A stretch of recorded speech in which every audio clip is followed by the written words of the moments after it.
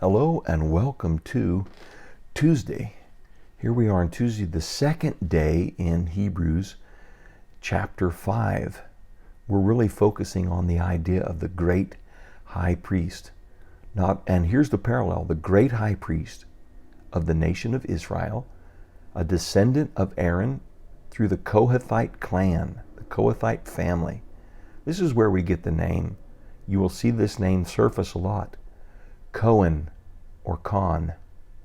When you see the variations on that CHN name or CH something, Khan, Cohen, you're getting a connection to the Kohathite clan of Israel, depending on what language of the area or the region of the world that group of people has found themselves. And you will find very often they were butchers, very skilled butchers. I wonder where they learned that skill of butchering. Well, the fact of the matter is that the functioning of the tabernacle and then the temple featured acts of sacrifice and butchering.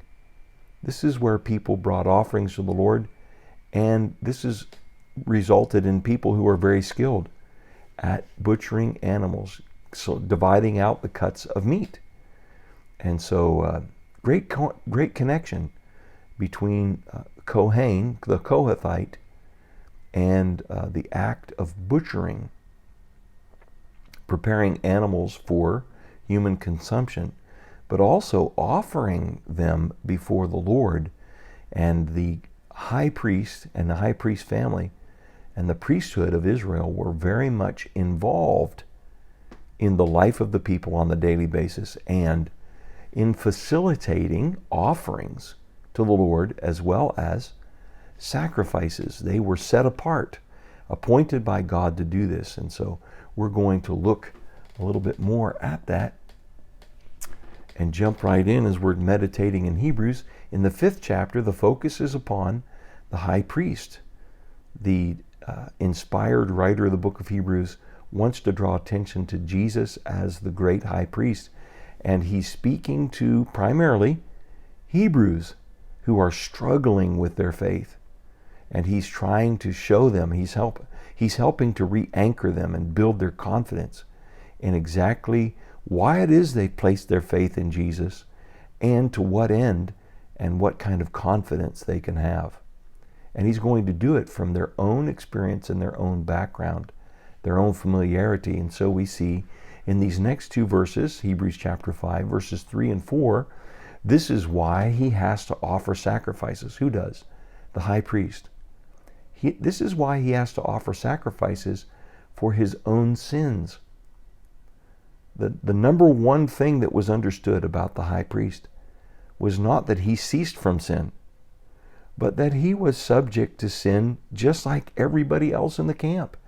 He wasn't selected to be high priest, and we're talking specifically about Aaron and his descendants, because they were the most morally superior people. They were the cream of the crop and sinless. Absolutely not. Remember that Aaron had led Israel into the sin of the golden calf. Oh, we took the gold, threw it in the fire, and out came this calf. Oh, sure, Aaron, we believe you. He's truth challenged. This is a flawed human being. And yet, he is established as the high priest, not because he's perfect. He's not saying, look, I'm perfect, y'all need to be just like me. No. He had to be aware of his humanity and be honest about his flaws, because he had to be sure that he offered a sacrifice for his own sins. And the people would watch the high priest. They could come to the tabernacle and stand and watch the proceedings and see that the priest had to, first of all, offer sacrifices for his own sin. And then he could stand in the place of the people and offer their sacrifices for sin. And no one takes this honor on himself. What, the honor of self-disclosure and confessing your sins in front of everybody? That's basically what was going on. In fact, a really sharp, understanding person of the law could watch what a person was buying or taking to the temple as a sacrifice, and guess what it was they were confessing. It was obvious from their sacrifice. I don't know about you, but I'd need a semi-truck to go to the temple to back up and drop off all my sacrifices. I would be aware of so many things that just do not line up with God. So I'm grateful that it doesn't happen today. We can go to the prayer closet and resolve it with the Lord instead of backing up a truck to the church door and offloading all of our sacrifices to cover our sin. So they were publicly making confession of their own sin by their sacrifices and their profession. And then the people could say, well, he's honest about his own sin. I can be honest about my sin. And it still translated to being a high honor because he was selected by God to be the high priest. He says, and no one takes this honor on himself, but he receives it when called by God, just as Aaron was.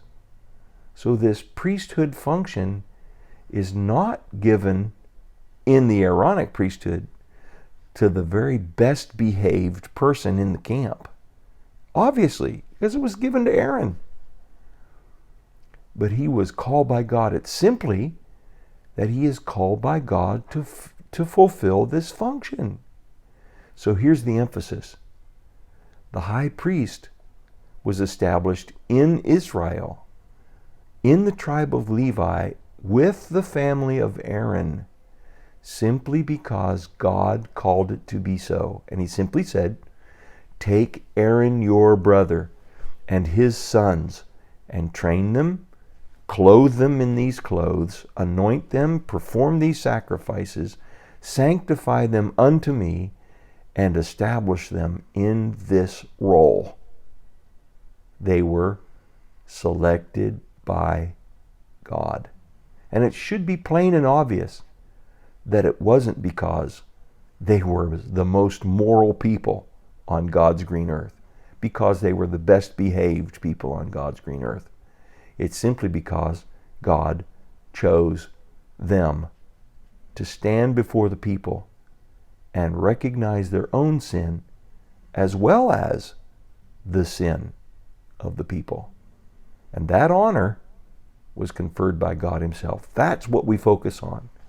That's what we focus on, is that God is the one who calls one to the high priest, the high priesthood. It's a calling of God. And that's what the author of Hebrews is trying to establish in the mind of the Hebrews, and we can establish it in our own minds. Our high priest needs to be established by God. He's the one who calls him.